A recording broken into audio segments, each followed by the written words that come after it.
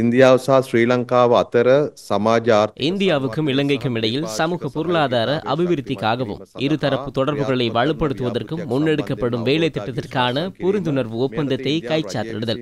அதனூடாக இந்திய அரசாங்கத்தினூடாக 2371 மில்லியன் ரூபாய் அன்பளிப்பு கிழக்கு மாகாணத்தில் பல்வேறு அபிவிருத்தி திட்டங்களை முன்னெடுக்க வழங்கப்பட உள்ளது. அதனூடாக கல்வி, சுகாதார, விவசாய, நீர்ப்பாசனம், சுற்றுலா, தொழில்துறை, சமூக வலுவூட்டல் ஆகிய விடயங்கள் குறித்த வேலை திட்டத்தினூடாக அவதானம் செலுத்தப்பட உள்ளது. 33 வேலை திட்டங்கள் அடையாளம் காணப்பட்டுள்ளன. புரிந்துணர்வு ஒப்பந்தங்களை கைச்சாத்திட்டு வேலை திட்டங்களை நடைமுறைப்படுத்தும் நோக்கம் கிழக்கு மாகாணத்தின் அடிப்படை வசதிகளை மேம்படுத்தல், பொருளாதார அபிவிருத்தியை ஏற்படுத்துதல், அந்த மாகாணத்தில் உள்ள மக்களின் சமூக வலுவூட்டலை நோக்கமாக கொண்டு இவ்வேலை திட்டத்தை முன்னெடுப்பதன் நோக்கமாக உள்ளது. கல்விக்காக 315 மில்லியன் ரூபாவும், சுகாதாரத்திற்காக 780 மில்லியன் ரூபாய், விவசாயத்துறைக்காக 620 மில்லியன் ரூபாவும், மீன்பிடித்துறைக்காக 230 மில்லியன் ரூபாவும் உள்ளிட்ட 33 வேலை திட்டங்களுக்காக இந்திய அரசாங்கம் 2371 மில்லியன் ரூபாய் நிதி அன்பளிப்பை வழங்க எதிர்பார்க்கிறது. அது தொடர்பான புரிந்துணர்வு ஒப்பந்தத்தை கைச்சாத்திடுவதற்கு அமைச்சரவையினால் அனுமதி வழங்கப்பட்டுள்ளது. කැබිනට් මණ්ඩලය විසින් මේ කැබිනට් පත්‍රිකාව විසින් අනුමැතිය ලබා දෙන්න ලැබුවා.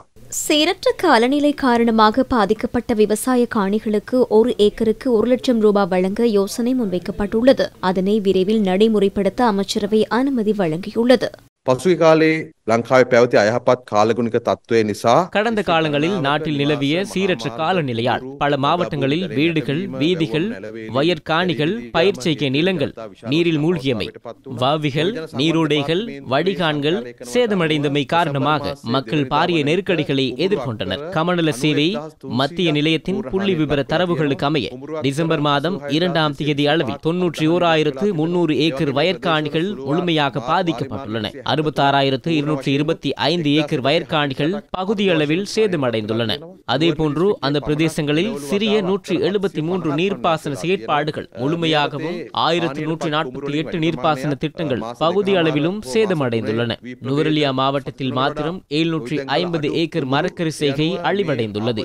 அதன் கீழ் சேதமடைந்த வயற்காணிகள் பெருமளவான 2.5 அல்லது 3.5 மாதங்களுக்கு குறைவான நெற்செய்கை முன்னெடுக்கப்பட்ட காணிகளும் காணப்படுகின்றன. இந்த சேதத்தை குறைத்துக் கொள்வதற்கான நடவடிக்கைகள் குறித்து அமைச்சரவை அவதானம் செலுத்தியுள்ளது. அதன் அடிப்படையில் பெறப்பட்ட தீர்மானங்கள் சில உள்ளன.